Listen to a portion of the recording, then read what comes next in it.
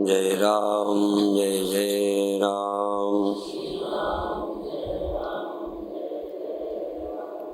श्री राम जय जय राम। सच्चिदानंद भगवान की, सनातन धर्म की। कल एक उदाहरण दिया था कि जब अपना आश्रम बना तो अपनी फर्श पर नारियल तोड़ने में अच्छा नहीं लगा, टूट जाने का ख्याल आया। तो उससे एक दूसरी प्रेरणा मिली कि किसी की फर्श पर भी नारियल नहीं तोड़ना चाहिए। दूसरा उदाहरण दिया था कि जब माँ को अपना बच्चा हुआ, एक प्यार का, वात्सल्य का अनुभव हुआ, उसका दुख दिखने लगा। उसके मक्खी बैठना, धूप लगना, कष्ट। माँ बहुत नज़दीक से उस बच्चे के कष्ट को समझती है। पशु भी, पगली स्त्री भी अपने बच्चे को प्यार करती है। उससे प्रेरणा मिली कि हम दूसरे के बच्चे को भी प्यार करें। आज अभी जब मैं यहाँ जीने से उतर कर आ रहा था कि शरीर मिलने के भी दो परिणाम हुए। एक तो अपना शरीर मिला, इस शरीर से हमें कुछ कष्ट हुआ, भूख का, प्यास का, बीमारी का। तो ये लगा दूसरे को भी कष्ट नहीं देना चाहिए। आत्मौपम्येन सर्वत्र का ख्याल आ जाया। सीढ़ी से उतर, जैसे आश्रम से, बच्चे से, ऐसे ही अपने कष्ट से लगा कि जैसे मेरे को कष्ट तैसे इनको भी लगेगा। इसलिए कष्ट चूंकि मुझे प्रिय नहीं है, जैसे अपनी फर्श टूटना अच्छा नहीं है, तो दूसरे फर्श की प्रेरणा मिली, कई को नहीं मिलती। इसी का नाम है मूर्ख व्यक्ति, जो अपनी फर्श पर तो नारियल ना तोड़े, दूसरे के में तोड़े। उस ममता से, मोह से, अपनेपन से एक लाभ मिला कि दूसरे के नुकसान का भी ख्याल आया। यदि ये अनुभव ना होता तो शायद दूसरे का ख्याल ना आता। ये एक बात और उदाहरण में आई, जाके पैर न गई बिवाई, सो का जाने पीर पर आई। जिसके अपने पैर पर बिवाई ना हो तो दूसरे को नहीं समझता। जब हम बूढ़े हुए तो दूसरे बूढ़ों के कष्ट समझ में आए।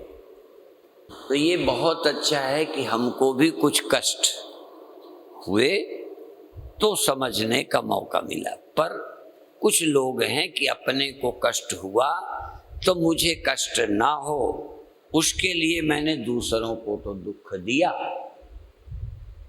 पर दूसरों को कष्ट ना हो ये ख्याल नहीं आया। मुझे अपने मरने का ख्याल कब आया? जब मैं देहधारी। यदि मेरे देह ना होता तो मुझे अपने मरने का ख्याल ना आता। पेड़ किसी के ऊपर डाल टूट जाए, उसे दूसरे की तकलीफ का ख्याल नहीं आएगा, क्योंकि उसे अपनी तकलीफ का ही ख्याल नहीं है। इसीलिए उसे पाप भी नहीं है। असल में अपने से हमें कुछ सीखने को मिला। हमें सुख दुख होता है, इसलिए दूसरे को भी ना हो, प्रेरणा मिली। इस देह के कारण ही सीखने को मिला। तो जब मैं देहधारी हूं, मुझे भूख प्यास कष्ट होते हैं तो दूसरे को भी होते हैं। एक अपनी भूख मिटाने के लिए दूसरे का छीन लेगा। दो अनुभव शुरू होते हैं। एक अपनी सुख के लिए, अपने दुख से बचने के लिए दूसरे के सुख छीन ले, अपने बचने के लिए दूसरे को मार दे। एक ये, इसी से एक अच्छा फार्मूला निकला कि जब मुझे मरना पसंद नहीं है तो इसे क्यों मारूं। इसी से लोग मोही, अभिमानी, स्वार्थी बन सकते हैं और इसी से परमार्थी बन सकते हैं। तो गीता का संदेश, धर्म का उपदेश है अपने समान, चाहे आश्रम है, चाहे परिवार है, चाहे देह है, चाहे मन है। जब मुझे इतना समझदार होकर, साधु होकर भी मुझे अभी इसकी अपेक्षा है, तो जो बेचारे ज्ञानी नहीं हैं, समझदार नहीं, उनको तो और अपेक्षा है। तो उनकी अपेक्षा के लिए हमें तैयार होना। मुझे आनंद मिलता है प्रेम से, सुविधा से, तो दूसरे को भी मिलेगा। तो सुख पहुंचाना, सुख बांटना, दूसरे को देना। अभी अभी हम ऊपर मंदिर गए तो महाराज जी का एक वचन पढ़ा, मान, प्रेम, पूरे शब्द याद नहीं रहे। ये देने की चीज है, लेने की चीज नहीं। जबकि हम लेने में लगे पड़े हैं। हम सब चाहते ही चाहते हैं। फिर बताऊं, इसी से हमको ये प्रेरणा मिल सकती है कि जब मुझे लेना अच्छा लगता है तो ये मैं दूं, उसे अच्छा लगेगा। किसी को सुख पहुंचे, सुख पहुंचाना, सुख बांटना, देना। और यदि समझदार हूं तो अपने लिए थोड़ा दुख भी मिल जाए तो भी स्वागत करना, यद्यपि पसंद नहीं है। विनोबा जी की एक बात, उन्हीं के उसमें मैंने पढ़ी कि मैं प्रार्थना कर रहा था कि मुझे कुछ नहीं चाहिए प्रभु, तो ये ख्याल आया कि मैं झूठ बोलता हूँ। तकलीफ मुझे है तो दिल से तो मैं चाहता हूँ तकलीफ दूर हो। फिर उन्होंने कहा कि जब ऐसी प्रार्थना करता रहा तो ये ख्याल आया कि जब दुख है तो दुख का निवारण चाहता हूँ, पर बोला शब्द कि हे प्रभु मैं कुछ नहीं चाहता, मुझे कुछ नहीं चाहिए। पर इसी गहराई में एक चमत्कार हो गया कि दुख ही खो गया। तो हमारे जीवन में भी प्रार्थना हो, गहरे हो कि मुझे कुछ नहीं चाहिए, तो धीरे धीरे दुख खो जाते हैं, चिंताएं खो जाती हैं। और जैसे मुझे सुख दुख होते हैं और जैसे मैं सुख दुखों से मुक्त होता हूँ, तो दूसरों के लिए भी दो उपाय निकले। यथासंभव सुख देना, कष्ट नहीं देना, और दूसरे जिस प्रभु प्रेम से, अंतर्मुखता से मेरे दुख दूर हुए हैं, वही दूसरों के लिए भी अंतिम उपाय है। अंतिम उपाय वस्तुएं नहीं है। गरीब को धन देना सेवा है, ये तो ठीक लगता है। किसी लोटे में, घड़े में पानी देना, किसी प्यासे को पानी देना ठीक है, लेकिन सागर को पानी देना, यदि सागर भी अतृप्त हो तो उसको पानी दे के क्या करोगे? जब पानी का ढेर होने पर उसको पानी की आवश्यकता है, तो सचमुच आवश्यकता जिनको है उनको वस्तु से सेवा की जाए, पर जो अज्ञानता से, भूल से दुख हैं, उनके लिए विवेक ही है, स्मृति ही, चिंतन ही दुख का निवारण कर सकता है। पहले हम नहीं समझते थे कि दुख नासमझी से भी होता है।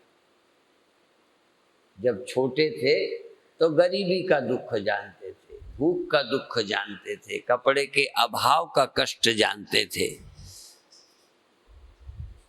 उतना चिंतन नहीं था। ज्यों ज्यों चिंतन में चले, ज्यों ज्यों महापुरुषों का संग मिला, ज्यों ज्यों स्वाध्याय हुआ, धीरे धीरे पता चलता गया कि दुख का कारण कोई और है ही नहीं। ये पता चलना भी आसान नहीं है। अपनी नासमझी सोचने के तरीके ही दुख के कारण है। यदि वो सोचना बदल जाए तो तमाम दुख खत्म हो जाए। अभी भी कुछ दुख तो नहीं पर कष्ट। एक जगह एक संत मंच पर थे, वो बोले तुम भगवान के भक्त होते तो तुम्हें दुख न होते। उसके बाद मैं बोला, तो मैं बोला भाई मैं भगवान का भक्त तो हूँ, चिंतन भी करता हूँ, पर अभी कष्ट होते हैं। तो तुरंत बगल से संत बोले कि मैंने कष्ट नहीं कहा, दुख कहा है। हाँ, बड़े सूझबूझ वाले संत थे, जैसे पूज्य स्वामी शरणानंद जी महाराज। क्योंकि विनोबा जी का मेरा व्यक्तिगत संपर्क नहीं रहा, एक बार केवल दर्शन हुए। पूज्य शरणानंद जी महाराज का मुझे मिलना भी रहा, बैठना भी रहा, सभाओं में भी रहा। तो ऐसे ही एक दूसरे संत भी बहुत अच्छे, जिन पर मेरी श्रद्धा रही है, क्योंकि मेरे से सब बड़े थे, उम्र से भी बड़े थे और इस रास्ते में भी मेरे से पहले थे। इस समझ में भी उनकी समझ मेरे से पहले थी। हमें तो उन महापुरुषों से प्रेरणा मिली। तो जब उन्होंने कहा कि तुम भगवान के प्रेमी होते, भगवान के भक्त होते, तो तुम चिंतित नहीं होते, दुखी नहीं होते। तब मैंने दूसरे अर्थ में लेके सोचा कि भाई मैं अपने को ज्ञानी भी समझने लगा हूँ, भगवान का चिंतन भी करता हूँ, पर कभी कोई कष्ट हो जाता है। तो पूज्य शरणानंद जी महाराज का भी एक वाक्य याद आया कि मेरी बाह में दर्द है, तो दो बातें कह सकते, हे भगवान मेरा ये दर्द दूर हो, और दूसरी ये भी प्रार्थना कि हे प्रभु इस दर्द को सहने की मुझे ताकत दो। अब दो ही हैं। एक कहेगा मेरा शरीर ना छूटे, क्योंकि छूटेगा। एक कहेगा शरीर छूटे तो मुझे इसका भय ना हो, चिंता ना हो, आसक्ति ना हो, मोह ना हो। तो कभी भी जब सफल होंगे किसमें होंगे? शरीर ना छूटे इसमें सफल होंगे, कि शरीर छूटने की हे प्रभु चिंता न रहे, किसमें सफलता मिलेगी? नहीं रहे हमारा शरीर तैसे मेरा, मन के नाते जैसे तुम्हारा तैसे मेरा, और जीव या आत्मा के नाते जैसे तुम जगते सोते तैसे ही मैं। अर्थात किसी भी दृष्टि से देखो तो पानी बनाए रखने में बुढ़ापा ना आए, कोई सफल हुआ, फिर कोई सफल नहीं हुआ। तुम कौन सी विशेषता लेके आए हो जो सफल होगे? राम से ज्यादा, कृष्ण से ज्यादा, बुद्ध से ज्यादा, महावीर से ज्यादा, रामकृष्ण परमहंस से, संतों से ज्यादा कौन सा तुम में विशेषता है कि यदि वो सफल नहीं हुए शरीर रखने में तो तुम सफल हो जाओगे? पर हर आदमी सोचता है हम बड़े ईमानदार हैं, हम ज्यादा हैं, और जवानी में गड़बड़ भी करेंगे, बुढ़ापे में संभल जाएंगे, ये भी सोचता है मन। जब ज्यादा कमजोर हो जाएंगे तो परहेज कर लेंगे। तो जब कई संयमी संत, तपस्वी संत, परहेज में नियम से जीने वाले संतों का जब शरीर छूटा तो लगा कोई उपाय नहीं। पहले भी लोग रहे होंगे पर उनको देखा नहीं। आज जिनको हम देखते हैं कि सुबह से शाम तक कैसा सुंदर जीवन है, फिर भी शरीर छूटा, तो फिर आंखें खुली कि तुम भी इसमें सफल नहीं होगे, सोचते चाहे रहो। अभी आप लोगों का क्या इरादा है अपने घर के विषय में? तुम्हारे घर में कोई बूढ़ा ना हो, तुम्हारे यहाँ कोई मरे नहीं, तुम्हारे यहाँ कोई जन्मे नहीं, तुम्हारे यहाँ कोई गड़बड़ नहीं हो। गड़बड़ सब कहाँ हो? पड़ोस के। मनुष्य सोचता है गणित भी मेरे के अनुसार हो, गणित मेरे अनुसार। जब मुझे सामान लेना हो, जब मुझे रुपया लेना हो तो 2-2 मिल के 5 होना चाहिए जब लेना हो, और जब देना हो तो 2 + 2 + 2 3 होना चाहिए देते समय। हम गणित को अपने अनुसार बनाने में लगे हैं। गणित को समझकर स्वीकार नहीं करते कि प्रकृति का भी नियम और गणित एक है। चाहे कुछ भी कर लो, एक ही रास्ता है राजी होना, स्वीकार करना। हे प्रभु, तेरा विधान मंगलमय है, तेरा विधान हमारे लिए दुख देने के लिए नहीं है, समझ देने के लिए है, मोह हटाने के लिए है, ममता हटाने के लिए है, चिंता मिटाने के लिए है। यदि ये ना होता तो तुम विवेकी ना बनते। यदि शरीर नाश ना होता तो आत्मा अमर है, मैं आत्मा हूं, ये सोचने की जरूरत पड़ती क्या? यदि हमारे लोग जो मेरे होते वो ठीक होते, दूसरे के ही मरते, तो फिर हमको ममता हटाने की जरूरत नहीं पड़ती। ममता क्यों हटानी है? कि जिसको हम अपना समझते हैं उनके साथ भी वही होगा, जो मेरे नहीं हैं उनके साथ होता है। जो उनके साथ होता है, जो मेरे नहीं हैं, तो मेरे वालों के साथ कुछ और होगा। जो सबके साथ होता है वो मेरे साथ, मेरों के नहीं, मेरे साथ भी होगा। मैं भी बूढ़ा होऊंगा कि अपने लिए कोई व्यवस्था कर लूंगा। सोच लो। और वैसे तो जब तक आप पूरे चिंताओं से मुक्त ना हो, चिंतन रोज करें, स्वाध्याय रोज करें। अभी हम करते हैं, क्यों? समझ भी गए, पर पुरानी आदत, पुराना स्वभाव आता रहता है। पुराने स्वभाव, दूसरे के प्रति समता न रहना, दूसरे के प्रति नफरत आ जाना, काम क्रोध लोभ आदि का मन में प्रकट हो जाना, मिट्टी का ढेला और सोना एक समान न लगना। अरे भाई, मिट्टी का ढेला और सोना मेरे लिए क्या करेगा? गहराई से सोचो। हम भी बहुत पढ़ते, फिर लगता है महात्मा पागल हैं क्या? सोना और मिट्टी कहते बराबर, चोर और साधु बराबर, जन्म और मृत्यु बराबर, हानि और लाभ बराबर, मिलना बिछुड़ना बराबर। ये संभव है क्या? तो ये तो पक्का हो गया संभव है। ये तो 100% पक्का हो गया कि संभव है। और जब विचार चिंतन करते हैं तब ये सब बराबर लगता है। जब भूल जाते हैं, हाँ ये पता चला, जब भूल जाते हैं तब गड़बड़ है। जिनको पता ही नहीं, उन्हें ये भी अभी नहीं पता चलता भूल के कारण दुख होते हैं। अब हमको इतनी समझ अभी तक आई, ये भूलना बंद तो नहीं हुआ। देखो, भूलना बंद नहीं हुआ, पर इतना पक्का हो गया कि याद सुखदाई है। भजो रे मन राम नाम सुखदाई। प्रभु की याद सुखदाई, प्रभु का स्मरण सुखदाई, प्रभु का चिंतन और स्थायी सुखदाई, सच्चा सुख, सच्ची शांति, परमानेंट इलाज प्रभु का स्मरण। मन को इधर उधर लगा लेना तो थोड़ी देर का है। घर की समस्या ताश खेलने लगे, कोई दुख है दोस्तों में चले गए, तो मन बहलाने के लिए तो वो भी है थोड़ी देर को। नहीं तो लोग टीवी में काहे को बैठे, टेंशन वाले टीवी में बैठ जाते हैं।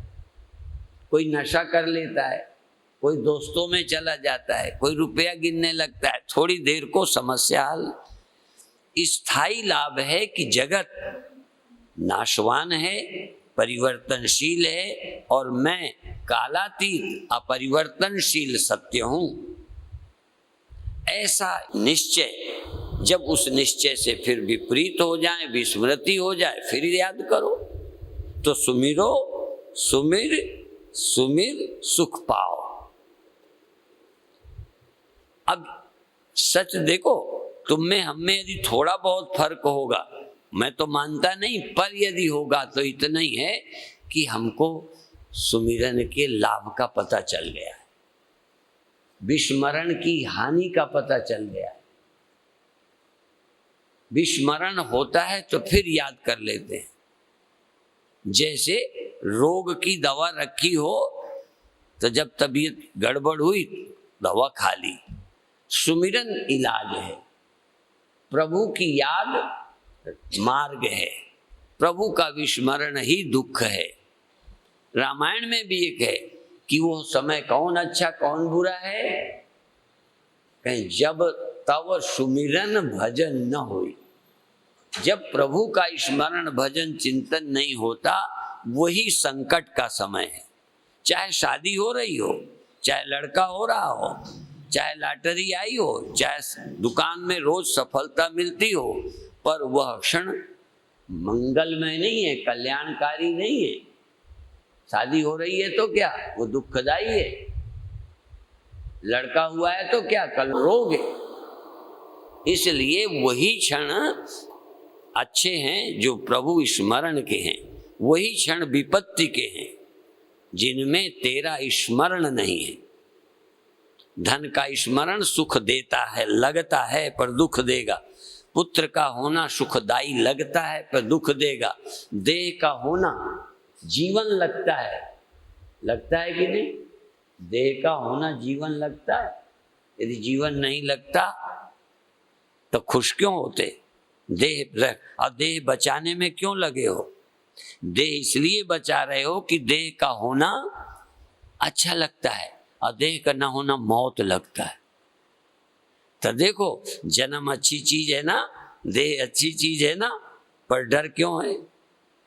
इसका मतलब ये देह जैसा मंगलमय देह अमंगल है। देह का होना अमंगल, बच्चे का होना अमंगल, शादी का होना अमंगल, लाभ अमंगल, क्योंकि हानि में बदलेगा। फिर मंगल क्या है? प्रभु का स्मरण। मानो ये न मानो, जो हमारी समझ में आया है वो कह रहे हैं, और थोड़ी देर को भूल जाएं तो ये मत करना कि औरों को समझाते हैं, आप खुद ही। पर यदि भूल जावें ऐसा हो, तब भी हमारा गणित गलत नहीं है। भूल गए तो फिर याद करो, और कोई रास्ता नहीं है, कोई रास्ता नहीं है, कोई रास्ता नहीं है। परमात्मा के स्मरण के सिवा और कोई मंगलमय नहीं है। परमात्मा के विस्मरण में जो मंगल लगता है वो भी अमंगल है, और परमात्मा के स्मरण से अमंगल भी मंगल, मृत्यु भी मंगलमय। फिर ध्यान दें, परमात्मा के स्मरण से मृत्यु भी, देह का त्याग भी मंगलमय है। सब तरह की घटनाएं हमारे लिए स्मरण दिलाने वाली मंगलमय है। इसलिए ज्ञानी का अमंगल मुश्किल है और अज्ञानी का मंगल मुश्किल है। अज्ञानी का जीवन अमंगलमय है और ज्ञानी का जीवन मंगलमय है। उसका देह भी मंगलमय है, उसके दुख भी मंगलमय है। क्यों? वो हमको याद दिलाते हैं प्रभु की। कल परसों कहा था, सुख के माथे सिल पड़े। दिल से इसको सोचो, सुख के माथे सिल पड़े जो नाम हृदय से जाए, बलिहारी उस दुख की, बलिहारी उस दुख की पल पल नाम रटाए। तो दुख भी कल्याणकारी साधक के लिए है, बुरी परिस्थितियां भी कल्याणकारी हैं साधक के लिए, और ना समझ के लिए सब कुछ अच्छा भी अकल्याणकारी है। समय बर्बाद होगा, रोने का दिन आ जाएगा। आज बाजे बजेंगे, शहनाई बजेगी, कल स्यापा होगा। आज लाभ कल हानि। देख लो, यदि दूर तक दिखता हो तो दूर तक, कई को दूर तक दिखता नहीं। जिसको कल न दिखता हो, परसों न दिखता हो, जिसको भविष्य न दिखता हो, उसकी नजर दूर तक जाती नहीं। केवल आज शादी हो रही है, बस इतना ही दिख रहा है। आज लड़का हुआ, आज जिंदा है, इस बात की खुशी है, आज जिंदा है, बस ये देख के खुश हो। तो जो आज जीवित होने के नाते खुशी है, तो मरने के दुख के लिए कब तैयार हो जाओ। आज तो हम सब जिंदा ही है ना। अच्छा, आज जो सब प्रवचन में नहीं आए वो जिंदा है कि नहीं? हाँ, सब जिंदा है, सारे बटाला में जिंदा ही तो है तमाम सब। तो जो आज के नाते देखें तो वो भी जिंदा है जो नहीं आए, और जब हम चिंतन से देखें तो वही जिंदा हैं जो सत्संग में आए और कल भी जिंदा रहेंगे, वो नहीं मरेंगे। नवे गुरुजी ने कहा ना, साधु रहा, गुरु रहते हैं, गोविंद रहते हैं, साधु रहते हैं, और जिन्होंने प्रभु का नाम स्मरण किया है वो नहीं मरते। तो केवल शरीर के होने के नाते तो कितने जीवित हैं, पर रामायण में एक आता है कि जो परमात्मा से विमुख हैं, स्मरण नहीं करते, वो 100 समान थे जीवित प्राणी। वो प्राणी 100 के समान है, जिंदा लगते हैं, मर ही रहे हैं। अच्छा, जो जिंदा हैं वो मर रहे हैं कि जी रहे हैं? अंदर अंदर पूछो, चिंता किस बात की है? जो जवान है वो बूढ़े हो रहे हैं कि नहीं? हाँ, जो जीवित है मर रहे हैं, जो जवान है बूढ़े हो रहे हैं, जो स्वस्थ हैं बीमार होने वाले हैं। कहीं न कहीं भविष्य खतरा है। और जो पहले ही से कि ये तो मरने वाला है, कथा सुनी और देह से ऊपर उठ गए, वो अब कब मरेंगे? न आज मरेंगे और न कल मरेंगे, न परसों। और के लिए तो है परो आज की काल। आज परो आज की कल, चाहे परसों, चाहे आज, चाहे कल, मतलब समझो तैयार। और जो आत्मा चिंतन करते हैं उन्हें ये पता नहीं कि मैं देह हूं, मैं मरूंगा, या मैं देह के कारण जिंदा हूं। जो देह के कारण जिंदा है वो मरेंगे। जो थोड़ा पद अभिमान के कारण बड़े हैं वो कल छोटे हो जाएंगे। जो आत्मा के कारण महान हैं, ब्रह्म के कारण महान हैं, प्रभु के कारण महान हैं, वो कभी निर्धन नहीं होंगे, कभी छोटे नहीं होंगे। छोटा करने की कोई गुंजाइश नहीं है। उन्हें काल भी दुख नहीं दे सकता।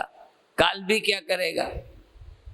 तो अज्ञानी को काल मारेगा, ज्ञानी को काल भी नहीं मारेगा, बल्कि काल ने तो हमें अमरता की प्रेरणा दे दी। यदि मौत का ख्याल ना आता तो शायद अमृत का ख्याल ना आता। ये सब हमने सुना और पढ़ा है क्या? इसकी याद कर, 2 चीजों को भूल मत। जो चाहे कल्याण, यदि कल्याण चाहे तो 2 चीजों को याद रख। एक, मौत को। आप मौत को भुलाते हैं। संत मौत के बिना प्रवचन ही नहीं करते। दुख वियोग इसकी बार बार सामने लाते हैं।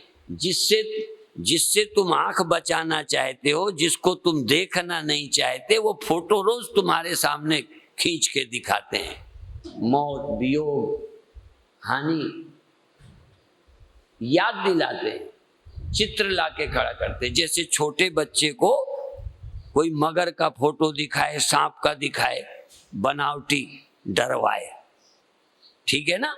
ये संत महात्मा भी ऐसे ही करते हैं। जिससे तुम डरते हो वही चीज तुम्हारे सामने खड़ी कर देते हैं। तुम ये न रहेगा, वो न रहेगा। अच्छा, डरवाते हैं कि थोड़ी सच्चाई भी है। तो जिसको तुम डरते हो उसका डर न रहे, संतों का उद्देश्य डरवाना नहीं है, तुमको डरवा करके ऐसी समझ देना है कि फिर समय पर भी डर न लगे। जो डर थोड़ी दूर रहता है, जो परसों होना है, उसका चित्र आज दिखाते हैं, क्योंकि जब वो टाइम आ जाएगा तो समझने समझाने का मौका न रहेगा। इसलिए जब आग लगे तब कुआं खोदना चाहिए। आग लगने पर कुआं खोदें, बोरिंग कराएं, फिर बुझाएं। तब तक बुझाओगे कि आप ही जला के बुझेगी। इसलिए मृत्यु के समय कौन समझाएगा, और समझने की उस समय तुम्हारी तैयारी भी रहेगी कि नहीं। पता नहीं परीक्षित किस मसाले के थे, इन लोगों को उस समय समझाया गया जब मरना बिल्कुल नजदीक था। हम लोग तब समझा रहे हैं जब मरना अभी बहुत दूर है, बल्कि झूठ लगता है, मरने की बात गप्प सी लगती। जब मृत्यु साकार खड़ी थी तब परीक्षित ने सुना।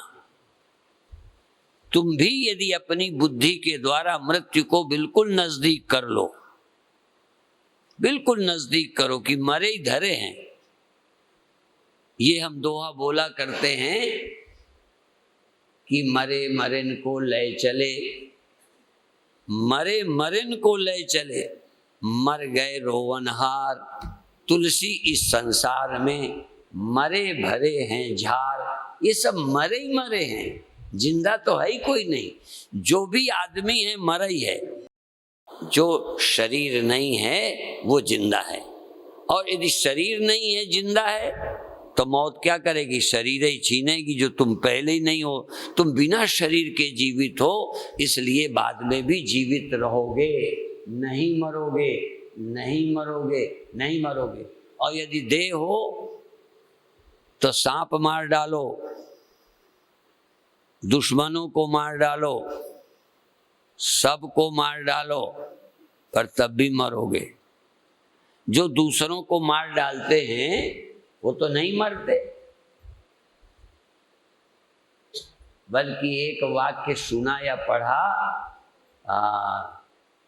थोड़ा इससे मैं सहमत नहीं था, थोड़ा थोड़ा, कि जो दूसरों को मारते हैं वो एक दिन मरते हैं।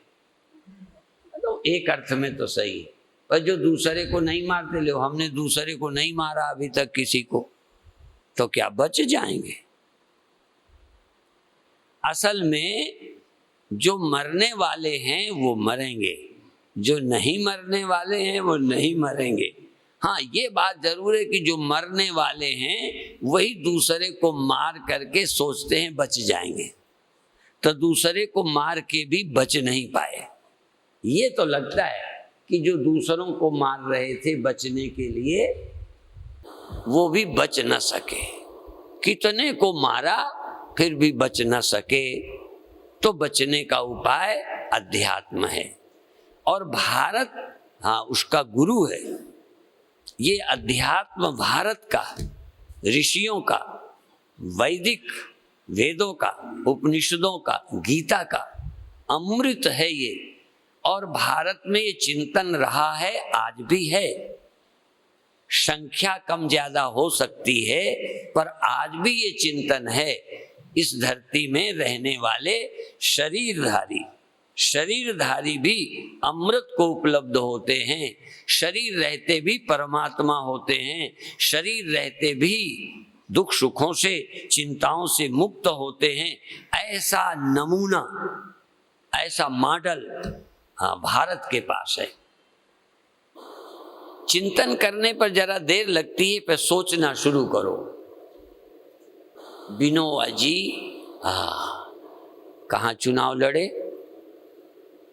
सवाल ये नहीं कि चुनाव लड़ने वाले खराब हैं।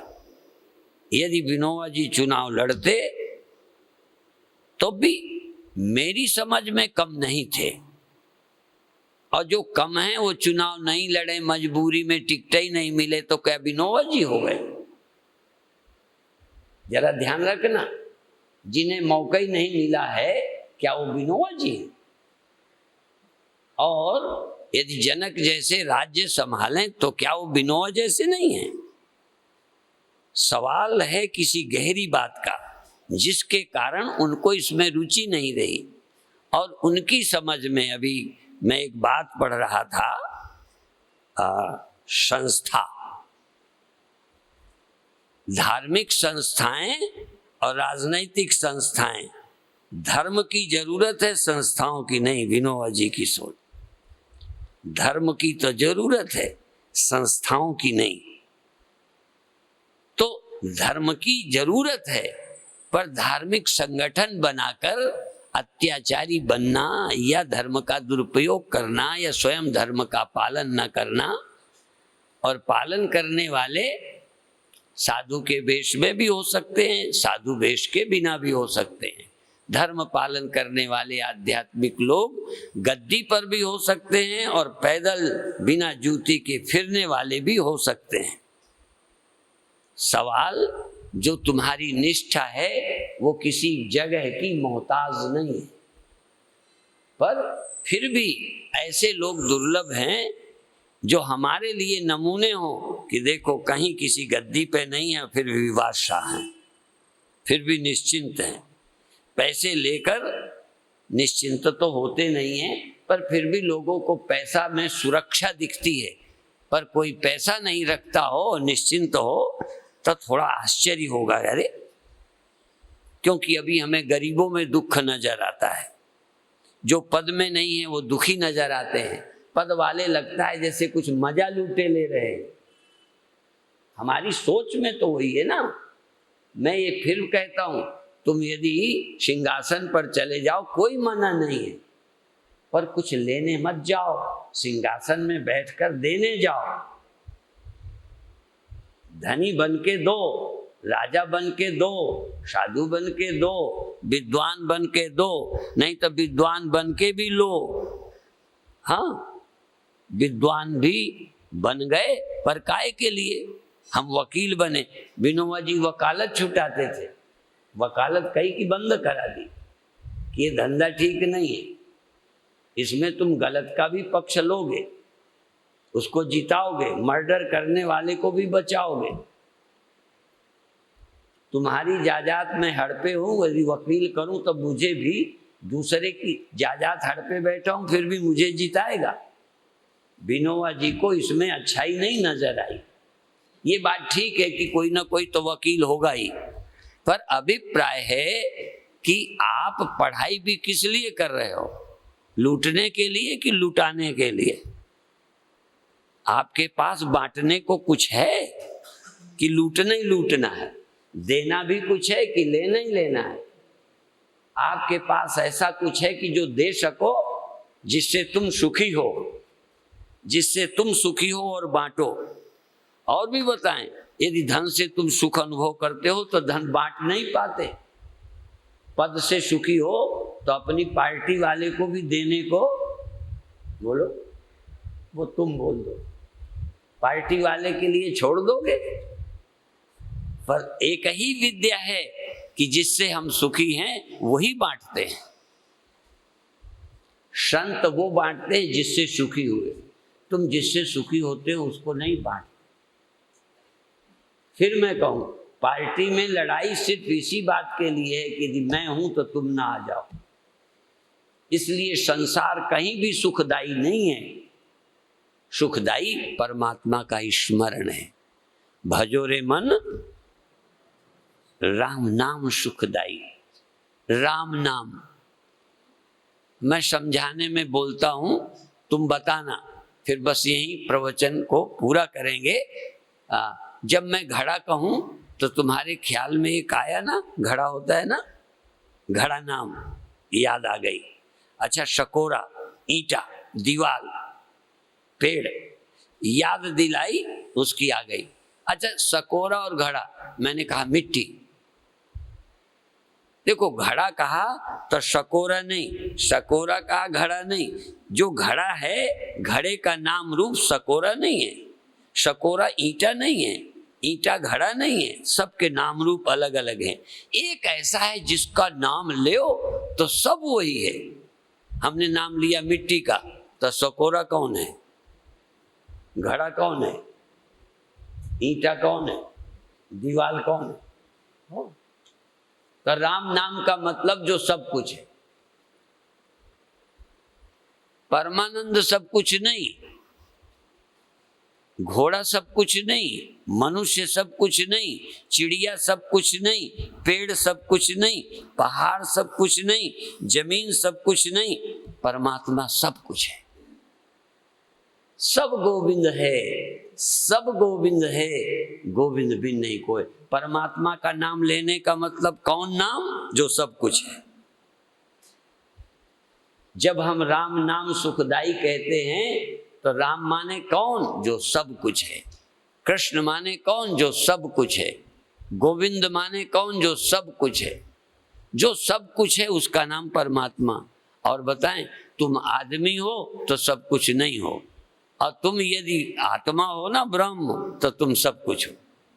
सब कुछ होने का तरीका उपनिषद में है कि उसने अपने को ब्रह्म जाना और वो सब कुछ हो गया। ब्रह्म जाना, सब कुछ हो गया। और देखो, मिट्टी ने अपने को घड़ा जाना, सिकुड़ गई, सब कुछ न रही। घड़ा मानते ही सब कुछ न रही, और घड़ा अपने को मिट्टी जानते सब कुछ हो गया, अमर हो गया, व्यापक हो गया, सब कुछ हो गया। तो आदमी मानते, देह मानते ही हम ब्रह्म न रहे, तुम न रहे, यह न रहे, वह न रहे, ये मैं बन गया, वो मैं न रहा। एक मैं बनते सबसे कट गया, और एक को जानते सब कुछ हो गया।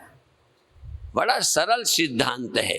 एक को जानते मैं सब कुछ हो गया, और एक देह को मैं मानते सबसे मैं अलग हो गया। मुझसे तुम अलग, तुमसे मैं अलग। घड़ा सकोरे से अलग, सकोरा घड़े से अलग, ईंटा सकोरा घड़े से अलग, सब अलग अलग। और मिट्टी किसी से अलग नहीं, और मिट्टी से कोई अलग नहीं। दृष्टांत का सहारा लेके समझाता हूं।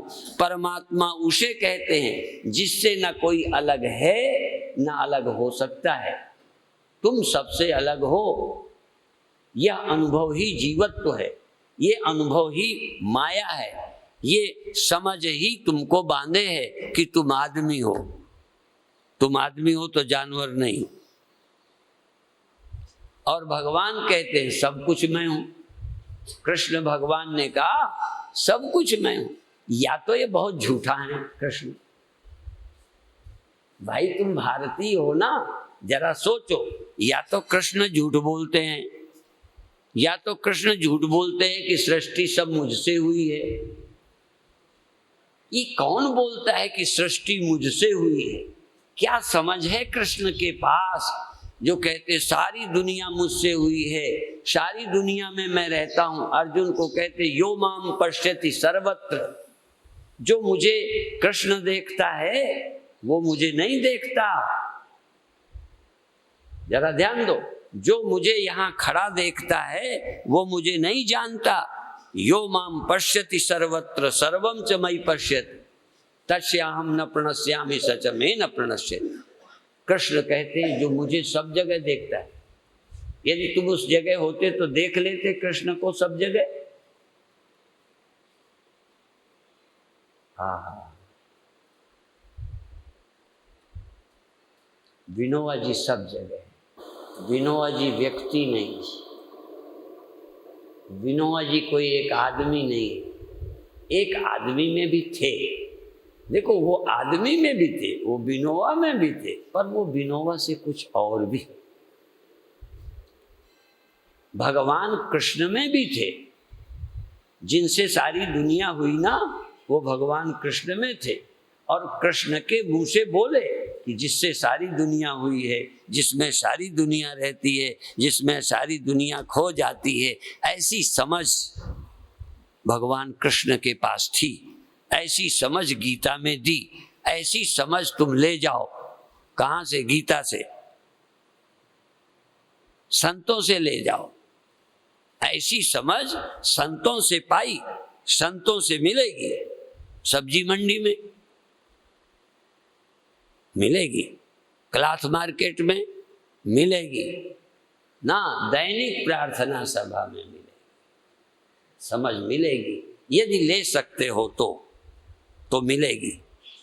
आज भी कृष्ण की गीता है, आज भी कृष्ण बोल रहे हैं। कहाँ? गीता में बोल रहे हैं। वो किसी काल में सीमित नहीं है, किसी रूप में सीमित नहीं है। परमात्मा किसी रूप से बोल सकता है, किसी रूप से कह सकता है, किसी रूप से सुना सकता है कि मैं सब मैं हूं, सब मैं हूं। सब गोविंद है, कृष्ण कहेंगे सब मैं हूं। वो तो नहीं कहेंगे सब गोविंद है, सब गोविंद है। कृष्ण भगवान क्या कहेंगे? सब कुछ मैं हूं, सब कुछ मैं हूं, मुझसे भिन्न न कोई। जब भगवान बोलेंगे तो भी कहेंगे सब में भगवान रहता है? वो ये कहेंगे सब में मैं रहता हूं। जो मुझे सब में देखता है वो मुझे पहचानता है। जो मुझे अलग खड़ा हुआ एक जगह देखता है वो मुझे पूरा नहीं जानता। ठीक है, शुरुआत की है मानने की, पर जो मुझे एक जगह सिर्फ खड़ा देखता है वो ठीक मुझे नहीं देखता। मुझे तो वही देखता है जो मुझे सब जगह देखता है और सारे संसार को मुझ में देखता है। ये देखने की कला, ये देखने की आंखें, ये देखने की नजर कृष्ण दे रहे हैं गीता के माध्यम से, संत दे रहे हैं अपनी वाणी के माध्यम से। साधक पहले ध्यान करेगा, चिंतन करेगा, स्वाध्याय करेगा, तप करेगा, त्याग करेगा, सेवा करेगा, कुछ करता जाएगा, सुनता जाएगा, तो आज नहीं कल जो जानने के लिए जरूरी था जान लेंगे। हम लोग भी कैसे समझे? जितना भी समझे थोड़ा बहुत, जिसको सुन के संतोष होता है, जिसको भूल कर दुख होता है, बल्कि किसी चीज की असफलता का भी दुख तब होता है जब हम इस सत्य को भूल जाते हैं। मान लो, मैं अपना उदाहरण लेके इसलिए बोलूं, मान लो मुझे कभी कोई दुख होगा, मैं पीछे हूं, छोटा हूं, नहीं हूं, असफल हूं, पापी हूं, कोई भी यदि मुझे दुख होगा सपोज, तो फिर मैं परमात्मा को भूल गया हूँगा, परमात्मा से अपने को अलग समझ बैठा हूँगा, तो ही दुख होगा। माने परमात्मा को भूले बिना मैं छोटा नहीं हो सकता, व्यक्ति नहीं हो सकता। परमात्मा को भूलूंगा तो मैं ही सब कुछ हूँ। क्या होना बाकी है मुझे? क्या कम हूँ मैं? सकोरा भी, घड़ा भी। हाँ, सकोरा घड़े के से छोटा रह गया, घड़ा सकोरे से बड़ा हो गया, ईंटा घड़े से मजबूत हो गया, ये तो सब हो गया। लेकिन जो मिट्टी है वो क्या नहीं है? किससे छोटा है, किससे बड़ी, क्या है वो? वही तो सब कुछ है। कौन मेरे से बड़ा, कौन मेरे से छोटा, ऐसी समझ, निश्चिंतता। और ये दिमागी कसरत नहीं है, ये खाली विचार नहीं है, बल्कि खाली विचार तो सपने होते हैं। खाली सोचना सेक चिल्ली की तरह। जब कोई ज्ञानी अपने को सारी सृष्टि का आश्रय मानता है, सारी सृष्टि मुझसे हुई, तो सेक चिल्ली नहीं है, वो कोई पागल नहीं है। ये तथ्य है कि सारी सृष्टि मुझसे हुई। जब भगवान कृष्ण बोलते हैं तो ये पागल है ना? मैं जानबूझ के बोलता हूँ कि जहाँ तुम थोड़ा ध्यान दे सको। जब भगवान कहते मेरे से सृष्टि हुई, ये सत्य है। यदि ये सत्य है तो तुम्हें समझ में आता है। बड़े बड़े नहीं समझ सकते। जब कृष्ण कहते सारी सृष्टि में, अर्जुन भी को समझाना पड़ा, ये ज्ञान तुमने पहले कैसे दिया? तुम तो अभी पैदा हुए हो। कृष्ण तो अभी पैदा हुए, अब पहले तुमने सूर्य को ज्ञान दिया, वैवस्वत मन को ज्ञान दिया, और तुम अभी पैदा हुए। सृष्टि पहले थी, उसको तुमसे कैसे हुई? तुम तो खुद आज हुए। तुमसे एक दो लड़के हुए होंगे, तुम एक दो के बाप हो सकते हो। सारी सृष्टि जो पहले, उसके भी पिता तुम ही हो। पिता हमस्य जगता, इस जगत का मैं पिता हूं। क्या ये सोच सेक चिल्लियों की है? यह सोच केवल कल्पना है? इस सोच का कोई आधार नहीं है। ये सोच, ये विचार, इसमें कितनी जान है।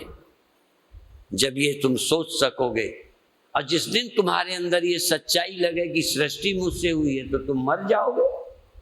तुम पैदा हुए कोई बुलबुले हो, कोई तुम खिलौने हो जो टूट जाओगे। ऐसा अमृत भारत में हमारे ऋषियों ने, गुरुओं ने बांटा और बांटते गए, उनके देह जाते गए। आज कृष्ण का देह नहीं, विनोबा का देह नहीं, पर वाणी वही आज है जो रह के शरीर से रह के समझाया, बिना शरीर के वो आज हैं। चाहें तो श्रद्धा पूर्वक पढ़ें और उस ज्ञान को उपलब्ध हो जाए। गीता पढ़ के हो जाओ, हाँ, महागुहा में प्रवेश कर जाओ। हाँ, परसों महाशय जी बता रहे थे 100 पुस्तकें। मैं तो समझता हूँ यूं तो चली जाती हैं। अब महाशय जी से हम निवेदन करेंगे कि 10 महागुहा में प्रवेश, 10 हम जो साधक हमें होंगे ना उनको देंगे।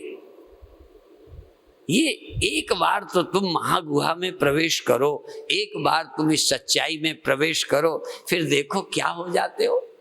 कृष्ण परमात्मा होकर आनंदित हैं, तुम परमात्मा होकर काम कम ज्यादा हो सकते हैं। शकोरा काम छोटा करेगा, घड़ा और ईंटा और काम करेगा, पर मिट्टी सब हो सकते हैं। तुम आज भगवान हो सकते हो, काम थोड़े कम ज्यादा होंगे, कृष्ण ज्यादा करेंगे, तुम कम। विनोबा ज्यादा पढ़े थे, ज्यादा भाषाएं थी, तुम्हारी कम। तुम उतनी भाषाओं में नहीं बोल सकोगे, पर विनोबा का सत्य तुम्हारे जीवन का सत्य बन सकता है। कृष्ण का सत्य तुम्हारे जीवन का सत्य हो सकता है। इतना ही कहकर समाप्त करते हैं। आप भाग्यशाली हो, जीवन को धन्य बनाओ। ओम शांति शांति शांति।